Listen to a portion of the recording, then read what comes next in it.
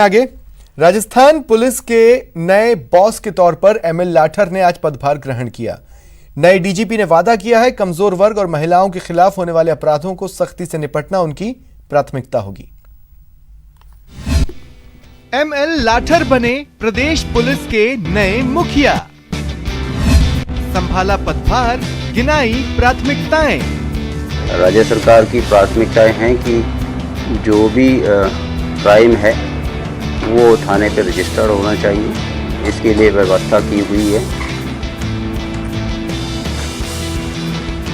जी हां, आखिरकार राजस्थान पुलिस को नया मुखिया मिल गया। वरिष्ठ आईपीएस एमएल लाठर ने डीजीपी का पद संभाल लिया है।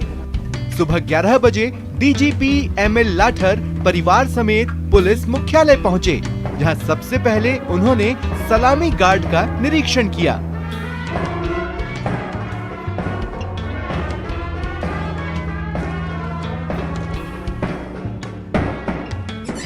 इसके बाद मुख्यालय के सभी आलाधिकारियों ने उनसे मुलाकात की। मुलाकात के बाद औपचारिक तौर पर एमएल लाठर ने डीजीपी का पदभार ग्रहण किया।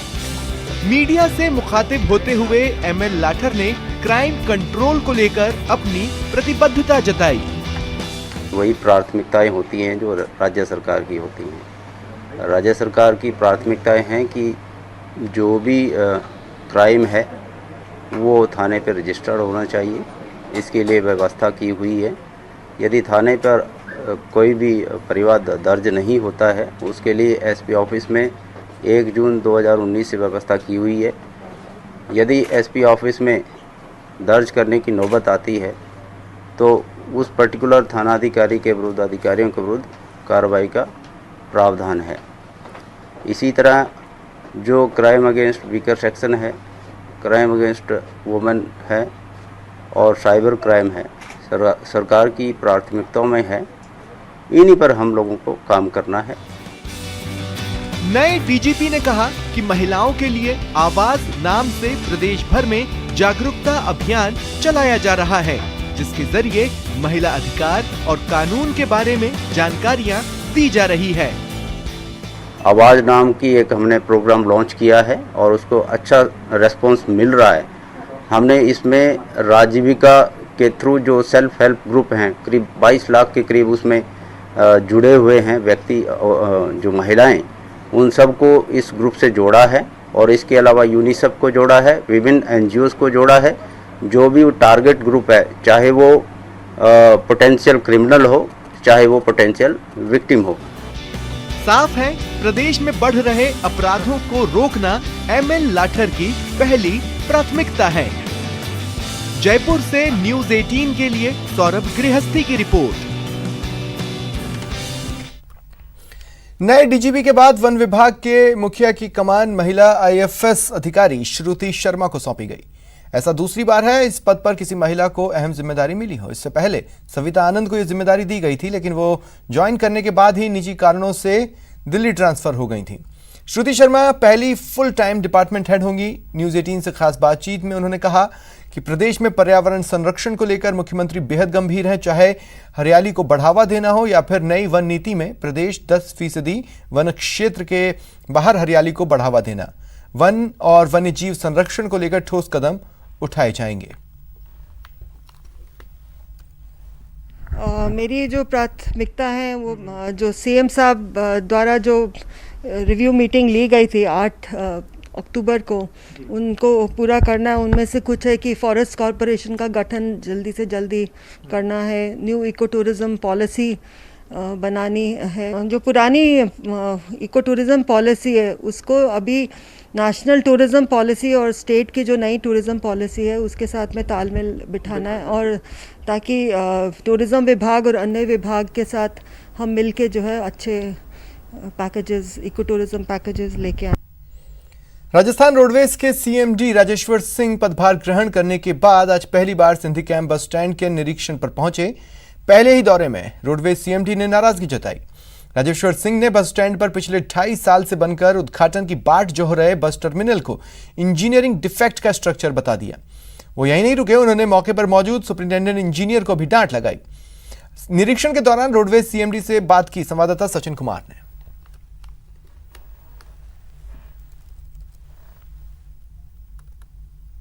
रोडवेज सीएमडी का पदभार संभालने के बाद राजीव शुक्ला सिंह पहली बार सिंधी कैंप बस स्टैंड पर पहुंचे हैं। इनका पहला आधिकारिक दौरा है और इसे लेकर काफ़ी नाराज भी हुए हैं। सर, इस स्ट्रक्चर को आपने इंजीनियरिंग डिफेक्ट बताया है, क्या ऐसी वजह और अब क्या सुधार की आवश्यकता है?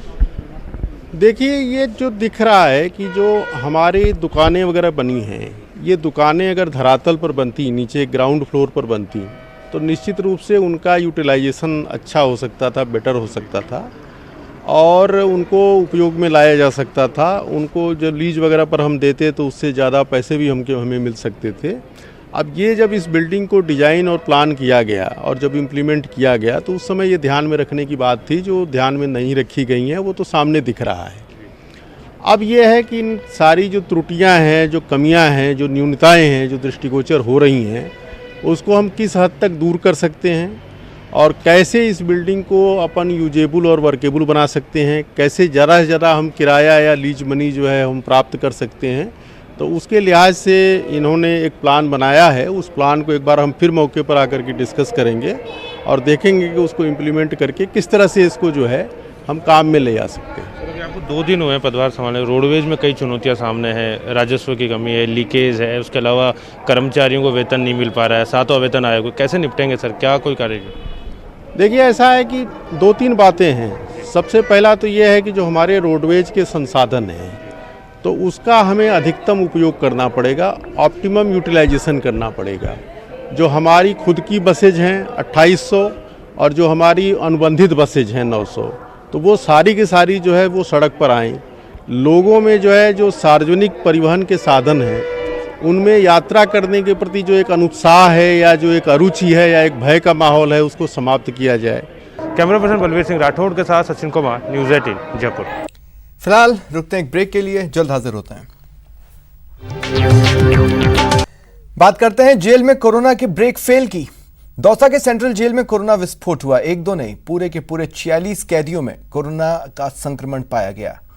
46 कैदियों के कोरोना पॉजिटिव आने के बाद सेंट्रल जेल में हड़कंप है। आनन फानन में चिकित्सा विभाग की टीम जेल पहुंची, 164 दूसरे बंदियों के सैंपल्स कलेक्ट किए। फिलहाल जेल में कोरोना का ब्रेक फेल होने से हड़कंप मचा हुआ है।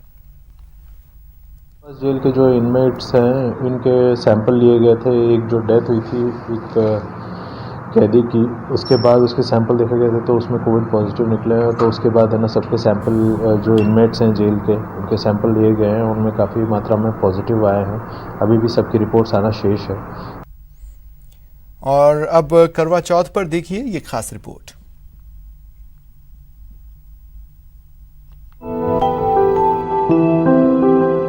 चांद जैसा मेरा सजना,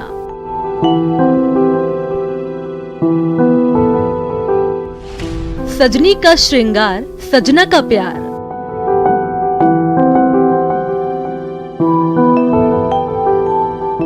पति की लंबी उम्र का व्रत, सुहागिनों के संवरने का दिन।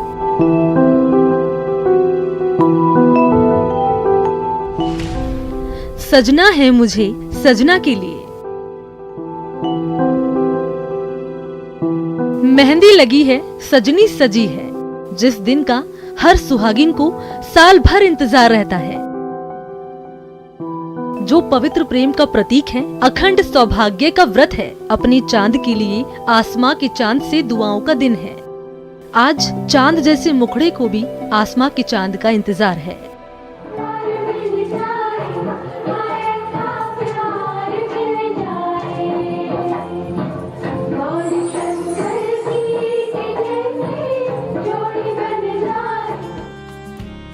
जब व्रत करवा चौथ का हो तो फिर सुहागने 16 श्रृंगार क्यों ना करें। अपनी सजना के लिए क्यों ना बढ़ चढ़कर सजे सवरें। आज हर सजनी की आंखों में प्यार और बस चांद के दीदार का इंतजार है।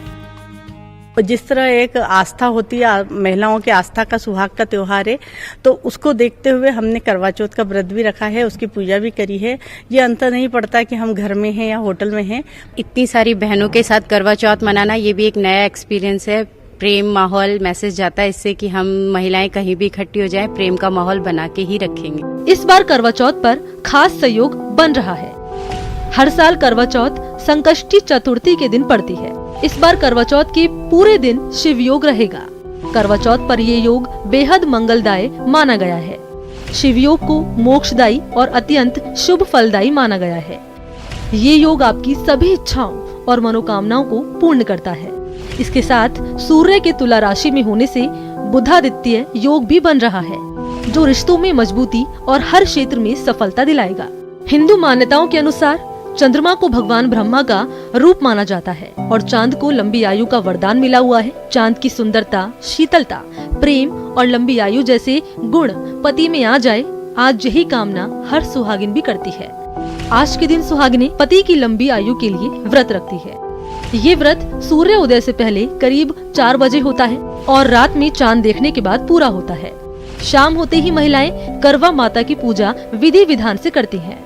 चीनी मिट्टी की करवे की अदला बदली के बाद बयाना दिया जाता है, जिसमें 7 पूड़ियाँ मिठाई का अर्घ दिया जाता है। महिलाएं इस दिन सास से सरगी खाकर माता की कहानी सुनती है। चांद दिखने के बाद ही पत्नी व्रत खोलती है। इस बार 1 घंटा 18 मिनट का शुभ मुहूर्त है। 3:24 से चतुर्थी 8:12 पर चंद्रोदय होगा। करवा चौथ के इस पावन पर्व पर हर सुहागिन यही कामना कर रही है, तुम मिले मुझे एक प्यार की तरह, साथ तुम्हारा है संसार की तरह, यूं ही बना रहे रिश्ता अपना खूबसूरत एहसास की तरह। Bureau report, news 18 network. अखंड सुहाग की कामना लेकर बीकानेर की महिलाएं भी धूमधाम से करवा चौथ मना रही हैं। रात में चांद के दर्शन और पूजन के बाद व्रत का पालना करेंगी। बाजारों में खासी रौनक दिखी है। सोने चांदी के आभूषण, साड़ियां, सौंदर्य प्रसाधन और चूड़ियों की दुकानों पर काफी भीड़ रही। और अब आपको करवा चौथ का एक अलग रंग दिखाते हैं। ये निर्भया स्क्वाड का सेलिब्रेशन है। नीली वर्दी में मेहंदी लगाई, नीली वर्दी में करवा चौथ की कहानी सुनी, सूर्य को अर्घ दिया और सभी महिलाओं के लिए करवा माता से मंगल कामनाएं की।